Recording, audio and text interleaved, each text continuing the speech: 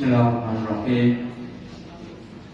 Assalamualaikum warahmatullahi wabarakatuh.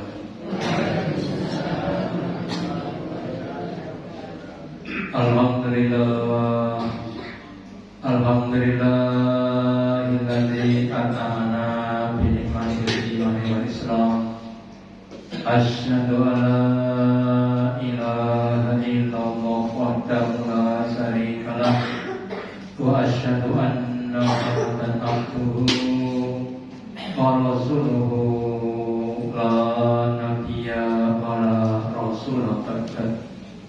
Allahumma shalli ala Muhammad wa ala ali Muhammad kama shallaita ala ali Ibrahim innaka Hamidum Majid wa barik ala Muhammad wa ala ali Muhammad kama barakta ala ali Ibrahim innaka Hamidum Majid. Qala Allahu ta'ala fi kitabil karim. A'udzu billahi minasy syaithanir rajim. Ya ayyuhalladzina amanu ittaqullaha haqqa tuqatih wa la tamutunna illa wa antum muslimun. Wa qala Rasulullah sallallahu alaihi wasallam, innamal a'malu biqawatih. Bapak Ibu hadirin yang dirahmati Allah, yang pertama dan utama, marilah kita selalu meningkatkan, menambahi kesyukuran kita, keimanan dan ketakwaan kita kepada Allah Ta'ala dengan menjalankan perintah-perintahnya dan menjauhi larangan-larangannya. Juga pentingnya kita mengistiqomahi amalan kita sampai akhir hayat. Kenapa? Karena Allah bersabda innamal a'malu biqawatih, yang artinya sesungguhnya amal-amal itu tergantung pada akhirnya. Jika kita bisa mengakhiri hidup kita dengan kebaikan, dengan keimanan, dengan keislaman, insya Allah kita akan mendapatkan husnul khotimah yang menjadikan kita masuk ke dalam surga. Sebaliknya, jika orang itu mengakhiri dengan kekafiran, dengan kemunafikan, dengan kemaksiatan, maka akan mendapatkan su'ul khotimah yang menjadikan dia masuk ke dalam neraka. Dan semoga kita semuanya termasuk hamba-hamba yang diberi husnul khotimah. Bapak Ibu yang dirahmati Allah, dalam pepatah Arab dikatakan manzaro yaksu, yang artinya barang siapa yang menanam dia akan memetak. Kalau bahasa Jawanya wong nandur ki ngunduh, ya. Jadi siapa yang menanam padi maka dia akan menoleh padi. Barang siapa yang dia menanam jagung juga akan menoleh jagung. Barang siapa yang dia menanam kebaikan akan memetak kebaikan, dan sebaliknya. Barang siapa yang dia menanam keburukan akan memetak keburukan.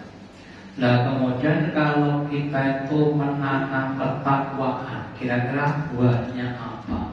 Ya, pesan takwa itu selalu disampaikan oleh para khotib, para ustaz, para kiai di khutbah-khutbah Jumat, di masing-masing pengajian selalu dipesankan untuk bertakwa dan bertakwa. Nah, kira-kira hasilnya apa? Kalau orang itu tahu hasilnya, insya akan bertakwa dengan semakin sempurna. Maka dalam kesempatan malam hari ini akan saya sampaikan materi judulnya buah ketakwaan, dengan harapan kita akan semakin senang untuk bertakwa kepada Allah Ta'ala. Yang pertama, buah ketakwaan itu adalah kemuliaan. dalam bahasa isyarat sosok ojekan dijempol kalih dijedhek pilih pundi dijempol kalih dijedhek pilih pundi jane ya mung jempol karo jedhek itu mengandung makna orang yang dijempol itu artinya dimuliakan orang yang dijedhek itu artinya dihina karena jedhek kan bagian yang paling belakang ya. Demikian juga dalam kehidupan kita, siapapun orang yang bertakwa Allah maka akan dimuliakan Allah. Di dalam surat Al-Qur'an surat yang ke-11 ayat 14 Allah firman, inna akramakum indallahi atqakum. Sesungguhnya orang yang paling mulia di antara dia adalah yang paling takwa. Contoh ada 5 orang A, B, C, D, E ya. Si A itu orang yang takwanya 0 atau enggak bertakwa. Si B takwanya 20, si C 40 ya. Si D itu 60, kemudian yang lainnya sampai 100%. Maka yang paling tinggi yang mana adalah yang takwanya 100% seperti Nabi dan sebagainya ya. Nah kalau orang itu dimuliakan Allah maka nanti akan dimuliakan di hadapan makhluk-makhluknya Allah. Semua makhluk Allah akan memuliakan orang yang dimuliakan Allah.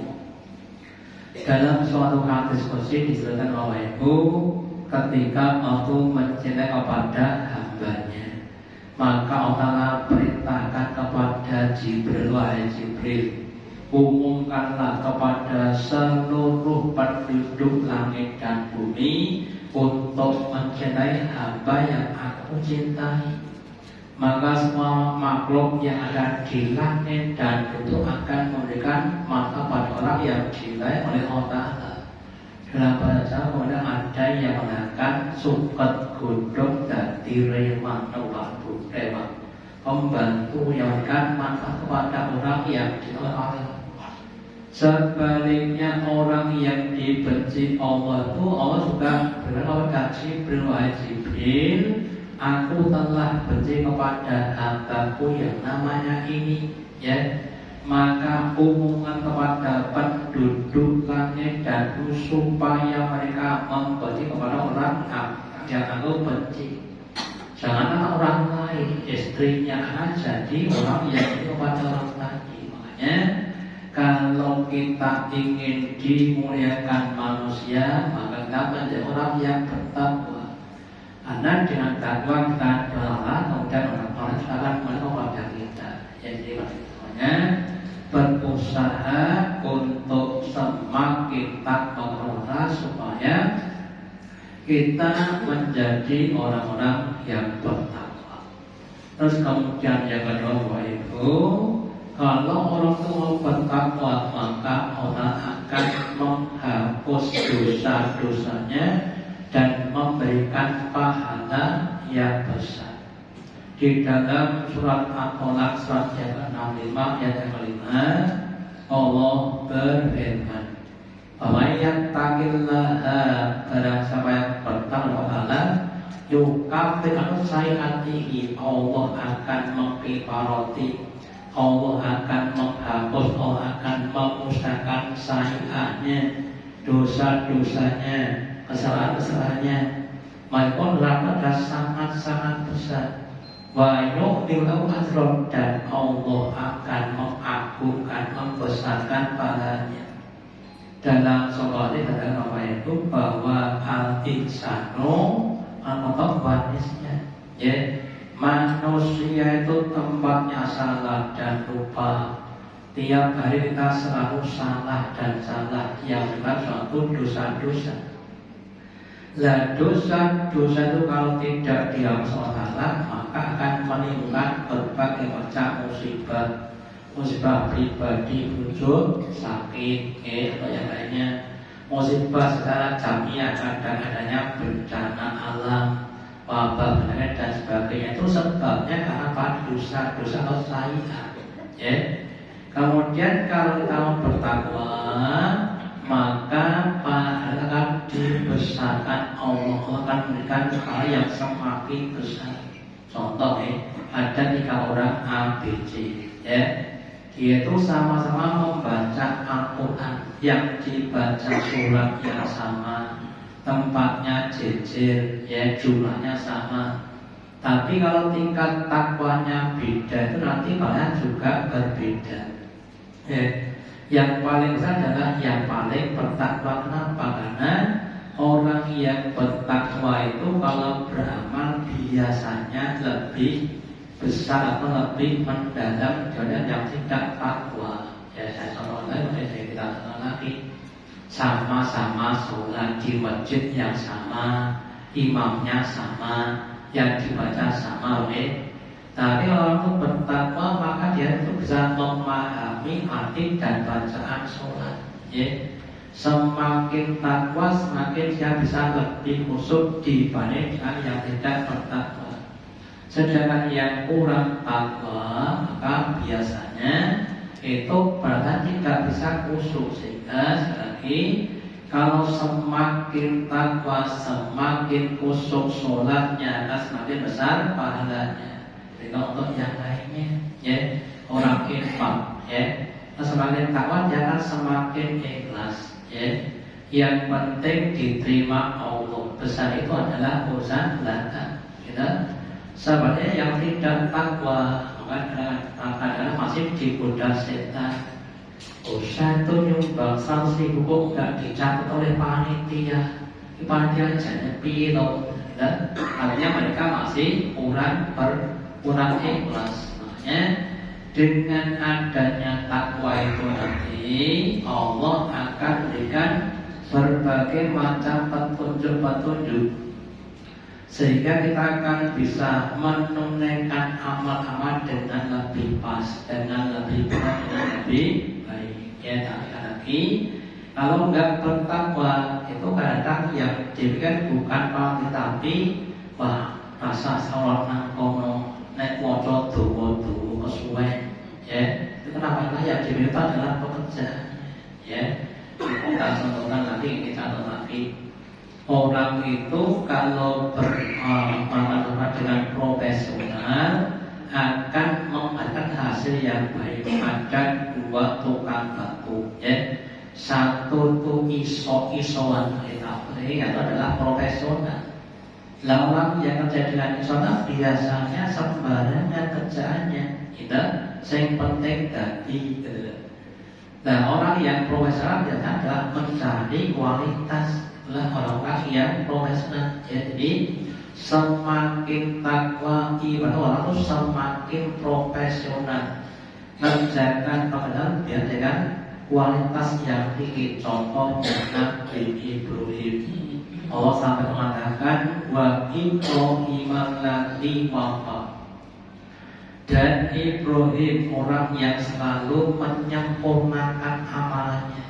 Jadi Bapak Ibu, Nabi itu kalau beramal disempurnakan dengan sesempurna mungkin.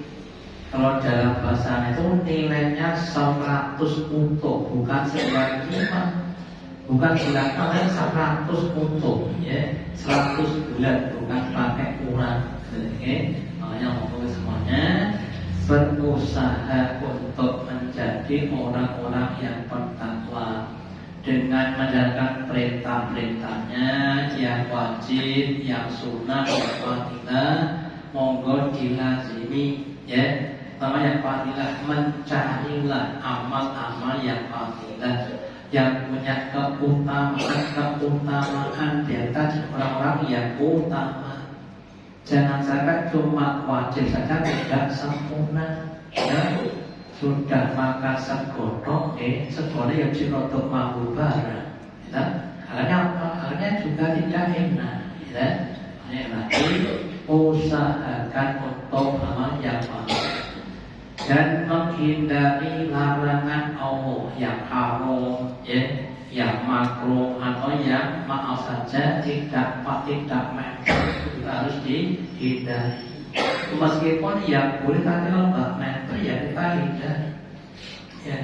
Dan kita takwa sekali lagi akan menjadikan semakin banyak besok.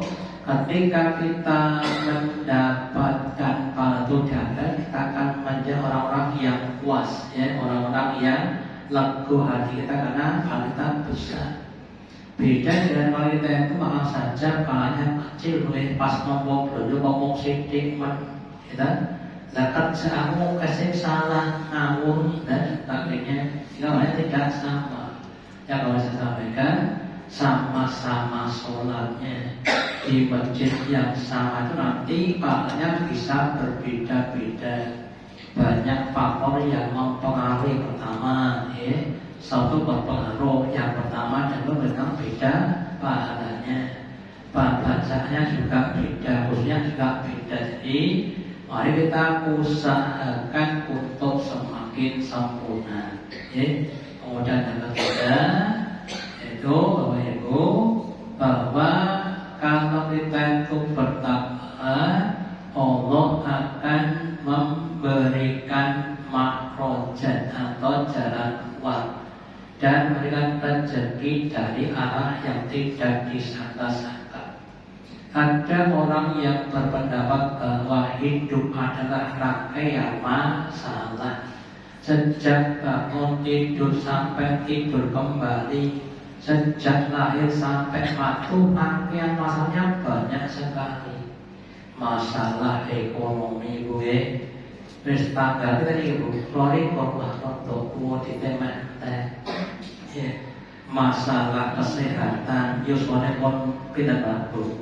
Swida pitung pulau etone gentian gue, loro meripat mari loro utune, loro boyong macam-macam alhamdulillah. Masalah sosial dengan tetangganya, masalah sosial dengan istri dan atau suaminya, itu namanya masalah. Nah, masalah itu kalau tidak ada jalan keluarnya akan jadi menjadi beban, malah tambah mumet. Masalah peluru aku malah masalah kapan meneh, tetapi barang siapa yang takwa, Allah akan berikan ke jalan keluar. Bamaya tegala yalu mahrojan, barang siapa yang Allah akan mahrojan, jalan keluar. Contohnya Nabi Ayub diparingi gerah kulit buruken orengan kali 18 tahun.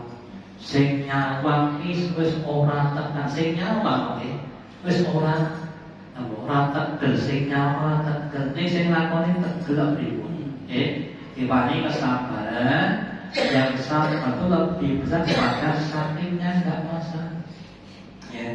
Nabi Musa dikejar Fir'aun, depannya laut, belakangnya Fir'aun, maju mati mundur tewas kita.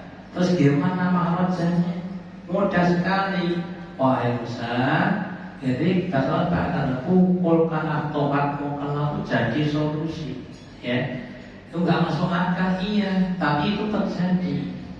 Nabi Ibrahim diikat oleh nada narodikan, kemudian apinya dia kemudian dilemparkan, mau nggak mau itu akan mati, masuk ke dalam api, belum, apinya tambah besar.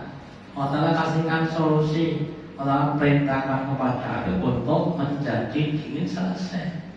Itu kelasnya Nabi, Pak.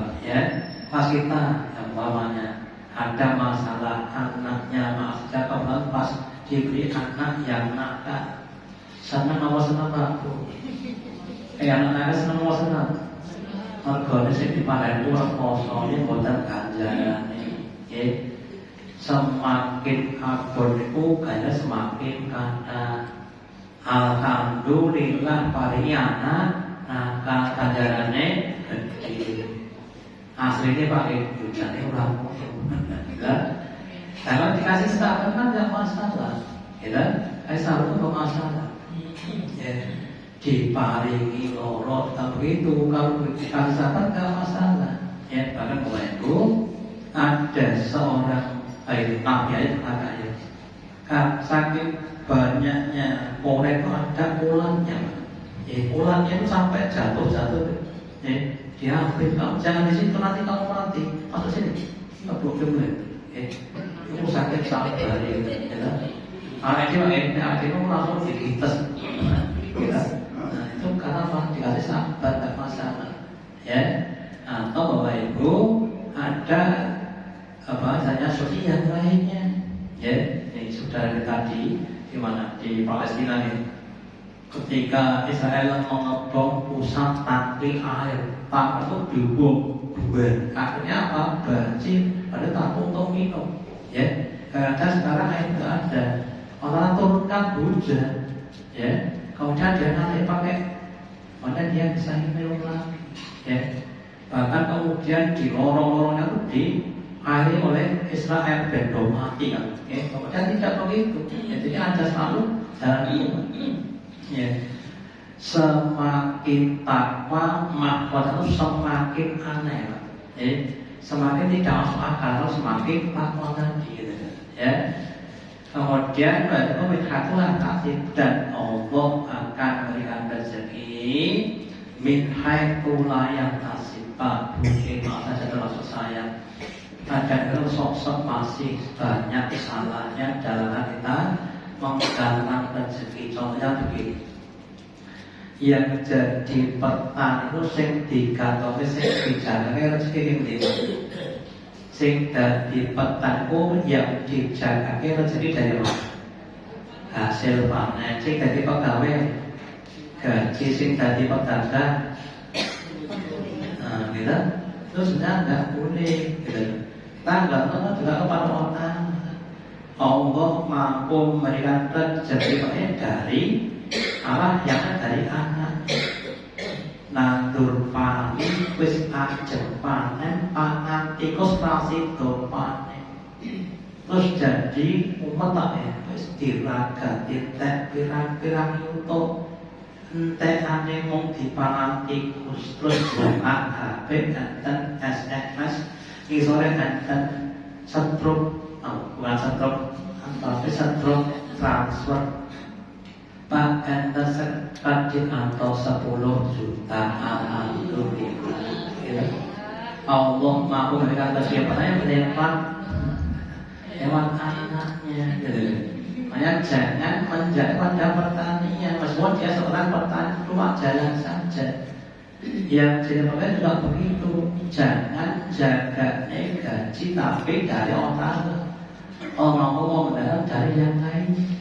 Ada seorang pegawai jadi pegawai gajinya tidak ada 1 juta, tapi senangannya mijeti HP, tapi dapat uang lebih banyak 5 juta, 6 juta dari mijeti HP, Pak. Ini saya pernah modern yang dibawa anak, di sana banyak sekali Bapak Ibu, bahkan saya dulu itu jadi guru pernah, Pak. Gajinya guru dengan yang banyak yang lainnya. Itu namanya jangan jaga dari profesi kita. Berarti sebagai jalan rezeki bukan sumber rezeki. Makanya namanya jaga kepada Allah. Apa deh? Jeng bayar piro 5 juta. 5 juta ya JKB. Kita Pak dia ngambil duit di 5.000, kita kurang kita bu, lalu kita Islam popo bu, engkau bengi matur Allah, aneh sesok judit 5 juta, enaknya lagi 5.000, kita siapa? Kita tahajud Bapak Ibu, kita terus kemudian mendoa, untuk diberi rezeki sampai pagi nggak dapat uang. Dapat SMS atau WA nih, Bapak Ibu mohon maaf, putra Pak digratiskan nggak jadi bayar. Alhamdulillah. Orang kok dia untuk WA tadi tapi sudah selesai, karena lama roja kita akan mendapati orang-orang yang bertakwa. Pernah saya sampaikan namanya Pak Dr. Iqbal, dokter ahli urologi dari Pakistan. ahli bidang urologi. Suatu saat dia akan pergi ke suatu kota, naik pesawat. Kemudian ketika naik pesawat saat terbang itu cuaca dalam keadaan buruk sehingga harus mendarat di bandara terdekat. Terus melanjutkan dengan kendaraan darat sampai di tengah-tengah darat, nggak ada rumah Pak, mobilnya mogok, cuma ada gubuk satu, mobilnya mogok di situ Pak.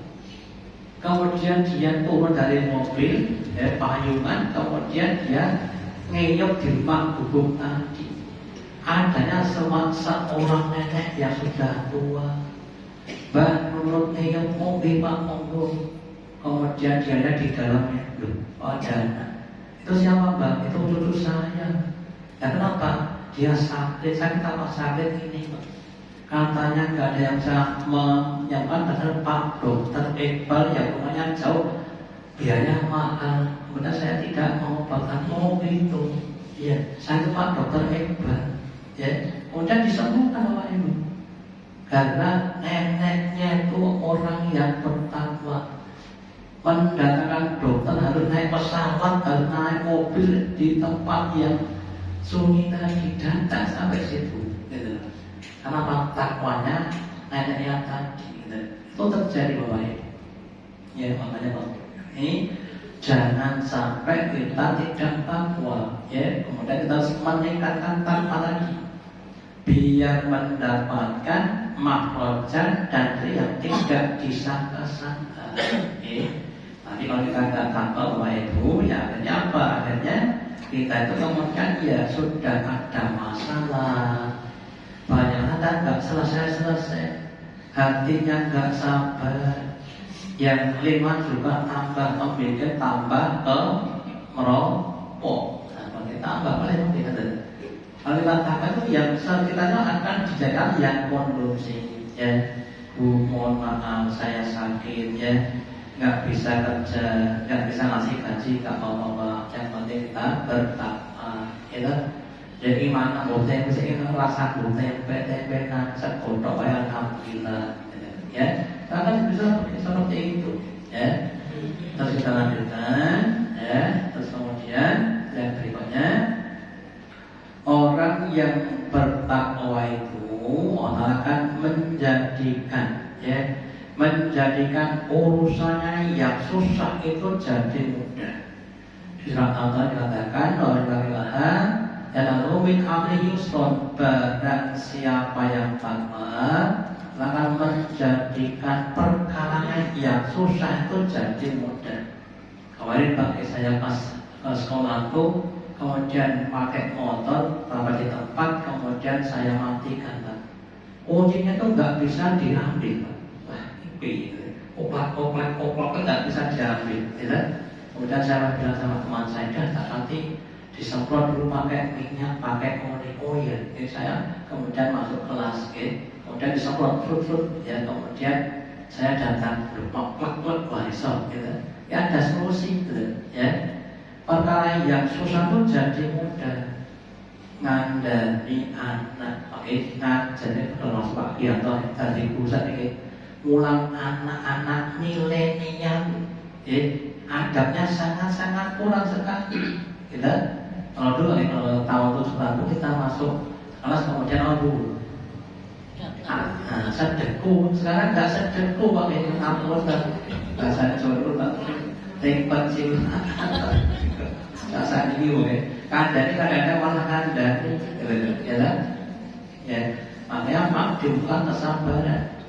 Terus nanti pakai kalau anak-anak pondok sudah sadar itu nanti takdirnya tuh sangat tinggi sekali. Ya kemarin ada murid saya yang alumni 97, ya datang ke tempat saya, ya sudah tahun 97 alumni, sudah jadi presenter di Metro TV, sudah jadi ulang besar. Ya datang yang mau masih cium tangan, ya masih cium tangan saja, ya kalau sudah sadar. Kalau belum sadar, dengan gurunya itu kadang-kadang juga hormat itu, ya. Makanya gurunya bertakwa semoga terus semua perang jadi mudah, yang kelihatannya sudah jadi mudah, ya. Umpamanya kemarin Mas Topeknya berarti ya, anaknya harus ke Jakarta, kan yowir nyang Jakarta bocah cilik numpak opo tekan rumah saya yang besar yang belum pernah ke sana, sana piye itu tidak mudah, gitu. Yang terkhusus mampu itu gampang, gitu. Rumah sakit besar, triliunnya Jakarta sisa, ya. Dan juga tidak cuma sehari kan berhari-hari, ya. Yang dulu ibu saya itu ketika mau kemo tentang sinar itu Solo ini, kalau nggak di Semarang di Muarti, kalau di sana nanti harus minum Pak, ya harus pos di sana berhari-hari. Sami kulah nek tekan Semarang terus sing ngeterke sopo, sing nunggu yo sopo, ya dan sebagainya. Nah, di Muarti itu tiap hari Pak. Pagi daftar, siangnya itu nganterkan sampai Muarti, kemudian pulang. Itu sepekan cuma 5 kali, dan dino makan, gitu. Ya. Kemudian selama berapa? 28 kali, ya tambah 2 kali periksanya 30 kali, ya. Waktu anak saya yang terakhir itu, kan juga begitu. Pagi saya ngantar ibunya di lantai. Ya sorenya ngambil, malamnya jam lu nganter asi. Di sehari saya itu ke rumah sakit 3 kali. Sehari itu 3 kali ngumpuli pegawai rumah sakit Allah. Ya, tapi dijalani dengan mudah, alhamdulillah. Ya, hanya kita tambah tapi monggo banyak bertakwa di depan kita tuh masalah sangat banyak, siapapun orang, ya ada masalah sampai tinggalnya juga begitu. Dan ketika kamu lihat juga ada masalah yang sangat besar, masalah yang menentukan nasib di alam berikutnya.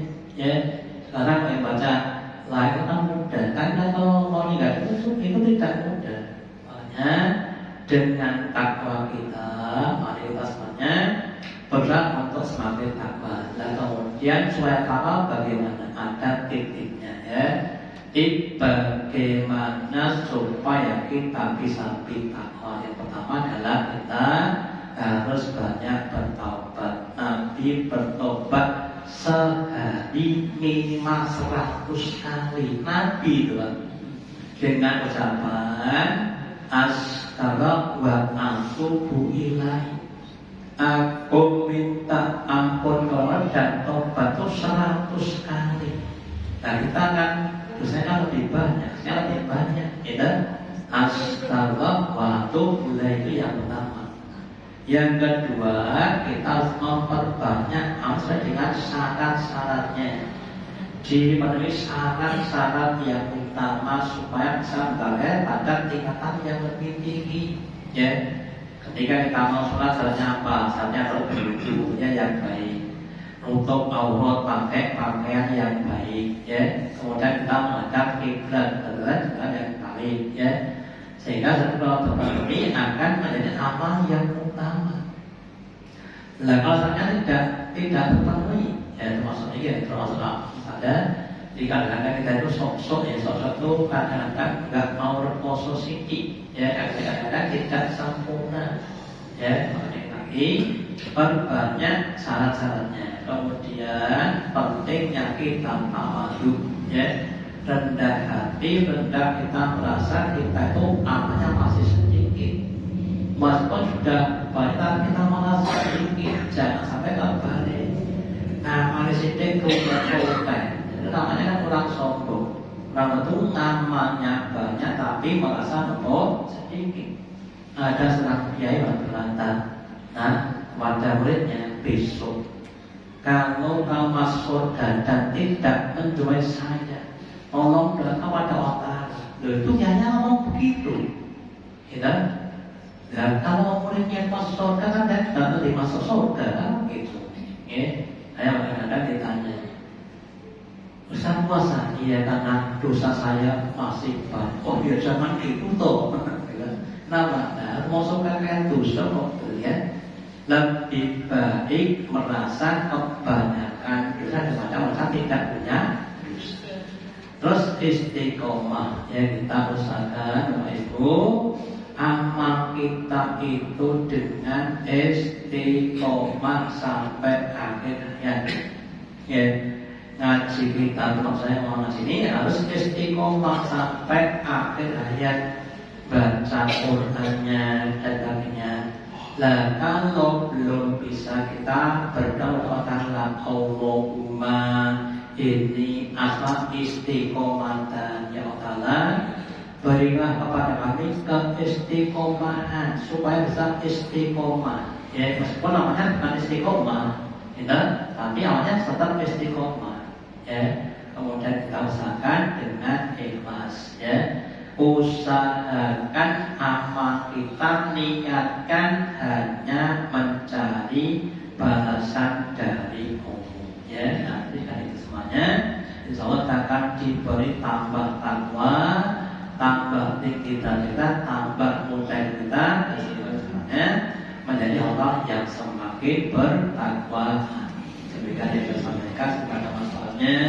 Allahumma taqabbal minna innaka antas samiul alim wa tub alaina innaka antat tawwabur rahim. Kita akhiri dengan majelis subhanallah wa bihamdika asyhadu an la ilaha illa anta astaghfiruka wa atubu ilaik. Wassalamualaikum warahmatullahi wabarakatuh.